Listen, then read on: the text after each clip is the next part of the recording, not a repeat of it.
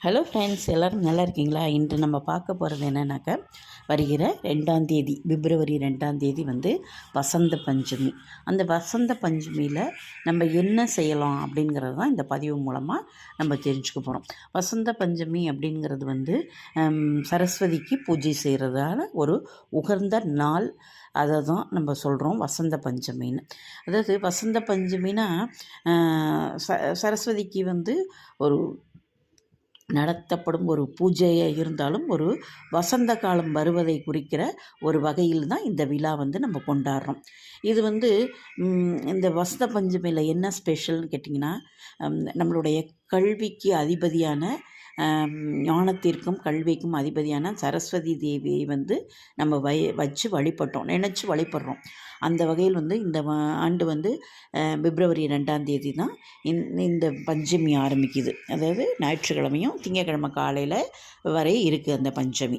இந்த பஞ்சமி தேதியில் வந்து நம்ம என்ன செய்யணும் அப்படின்னு கேட்டிங்கன்னா, குழந்தைங்கள் வந்து சரஸ்வதியோட மந்திரங்கள் தெரிஞ்ச சரஸ்வதி நமஸ்துபியம் வித்யாரம்ப கரிஷ்மாமே சித்திர் பௌதமே சதா, அந்த மாதிரி மந்திரங்கள் நிறைய உங்களுக்கு என்ன மந்திரம் தரும் ஒன்றுமே தெரியாது, ஓம் சரஸ்வதியே நமோ நமக எது வேணாலும் சொல்லலாம். இந்த மாதிரி அந்த வசந்த பஞ்சமி அன்னைக்கு நம்ம பூஜைகள் செய்யலாம்.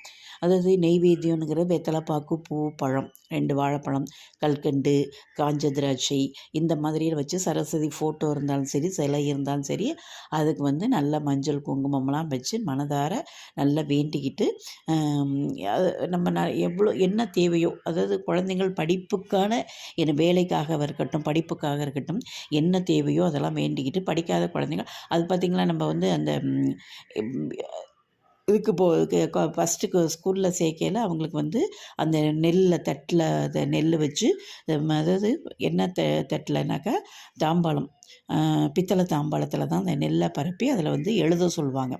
அது வந்து ஒரு நல்ல ஒரு தொடக்கம் அப்படின்னு சொல்லிட்டு தான் நெல்லில் எழுத சொல்லுவாங்க. அதேமாரி இது வந்து நம்ம வந்து வீட்லேயும் இதே மாதிரி வந்து ஒரு தட்டு எடுத்து அதில் வந்து ஆ போடலாம், ஏ போடலாம், என்ன தெரியுமா, ஆ போடுறது தான் நல்லது.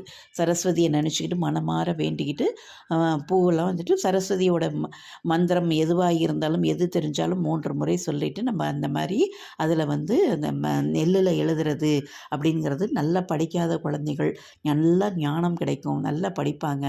அதுமாரி நீங்கள் வந்து செஞ்சுட்டே வந்த அன்றைக்கி செஞ்சோம்னா நம்மளுக்கு ஒரு நல்ல பலன் கிடைக்கும். ஏன்னா அன்றைக்கி வந்து சரஸ்வதியை கொண்டாட வேண்டிய நாள், அதாவது அவரை போற்றி கொண்டாட வேண்டிய நாளான இந்த வசந்த பஞ்சமி.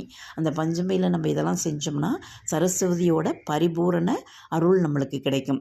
இதில் வந்து முக்கியமான என்னன்னாக்கா, இந்த வழிபாட்டில் வந்து சாரதா தேவி, வக்தேவ், வீணாவதனி இவங்களெல்லாம் நம்ம வணங்குறது அப்படிங்கிறது முக்கியமான ஒரு நாள் இது. அந்த நாளில் இவங்களையும் வணங்கணும். இந்த வசந்த பஞ்சமி வந்து நம்ம என்ன கேட்குறோம் சரஸ்வதிகிட்ட அதெல்லாம் கிடைக்கும் அப்படிங்கிற ஒரு அதுக்காக இந்த வசந்த பஞ்சமியில் அவர்கிட்ட நம்ம என்ன, சரஸ்வதி தேவிகிட்ட நம்ம என்ன கேட்டாலும் கிடைக்கும் அப்படிங்கிறத ஒரு நம்பிக்கையோடு செய்யணும். இந்த வந்து படிப்புக்கு சரஸ்வதிக்கே படிப்பு சொல்லி கொடுத்தது வந்து ஹயக்ரீவர். அதனால் எனவே இந்த நாளில் வந்து சரஸ்வதியை நம்ம நினச்சி வழிபட்டோம்னா நம்மளுடைய ஞானம், அறிவு, கல்வி எல்லாமே நம்மளுக்கு வந்து நல்ல ஒரு வளர்ச்சி அடையும். நல்ல நல்ல ஒரு நாள், ஒரு திருநாள் மாதிரி இதை நம்ம கொண்டாடலாம். இது வந்து ஒரு மஞ்சள் நிறத்தில் நம்ம ஆடை அணிஞ்சிக்கலாம். அது மஞ்சள் நிற பூக்களை சரஸ்வதிக்கு நம்ம போடலாம்.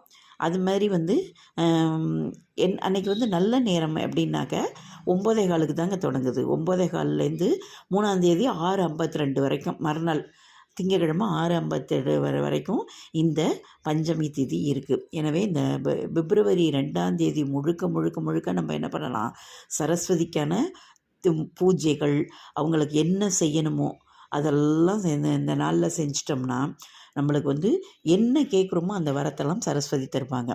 அதாவது பூஜை வந்து நம்ம முக்கியமான ஒரு நேரம் அப்படின்னு கேட்டிங்கன்னா 7 மணிலேருந்து 12:30 மணி வரைக்கும் நம்ம வந்து செஞ்சோம்னா நல்ல ஒரு மாற்றம் கிடைக்கும் நம்மளுக்குள்ளார. என்ன வேண்டிக்கிட்டோமோ சரஸ்வதிட்ட மனமார நம்பிக்கையோடு வேண்டிக்கங்க நடக்கும்.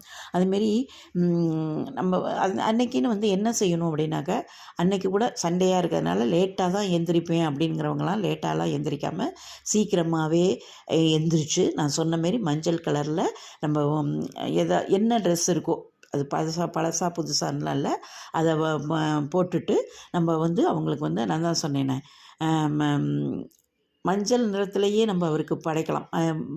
சாதாரண வாழைப்பழமே மஞ்சள் கலரில் தான் இருக்கும், அதை கூட வச்சு படைக்கலாம்.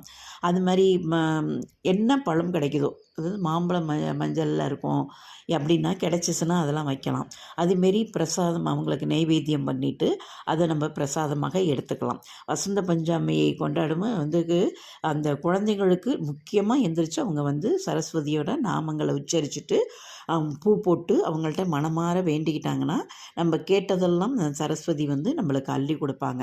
அதனால் அந்த வசந்த பஞ்சமி வந்து யாருமே தவற விட வேண்டாம். எனக்கு தெரிஞ்ச மந்திரங்கள்லாம் நான் டிஸ்கிரிப்ஷன் பாக்ஸில் போடுறேன், நீங்கள் பார்த்து அதை ஒரு 8 தடவை சொன்னால் கூட நல்ல பலன் கிடைக்கும். அழகான ஒரு பூஜை செய்யுங்க, நல்ல மனதார வேண்டிக்கங்க.